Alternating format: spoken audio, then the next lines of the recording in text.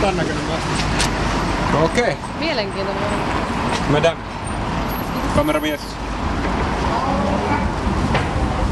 Tästä tulee kiivi, natural ja tästä tulee sekoitus. Kippo tohon ja kahvasta alas ja niin paljon kuin sielu sietää.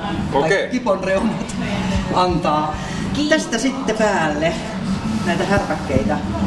Tää on vähän tämmöstä karkkimaisempaa ja tuolla puolella löytyy siitä tämmöstä terveellistä. Se on noin. Okei. Otan ne vähän vaan. Joo. Me ollaan syöty koko päivä. Noniin. Okei. Sitten sä voit tästä Kivi vai vähän? Noniin. Onko se joku eri joku jätski? Se on niinku kivimaa. Okei. Sitten täältä voit valita, jos tekee mieli. Tää on vähän tämmöstä sellavan siementä ja... Mä otin tämmösen suklaa jogurtti homma. Okei, nyt maistetaan kivi, suklaa. Eikö ole hyvä? Oh. Suolaisen ja makea. No, nyt on hyvä hei. Oh.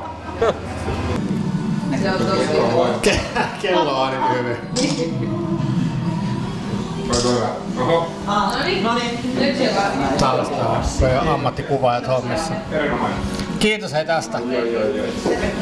Kyllä, toi on hauska, kun voi itse ottaa, kun kaikissa muissa tämmöisissä, missä mä oon joskus käynyt, ne itse tekee sulle ja näin, niin tossa voit ottaa itse niin paljon kuin haluat ja laittaa mitä haluat. Eli paras jogurttibaari Helsingissä löytyi. Joo.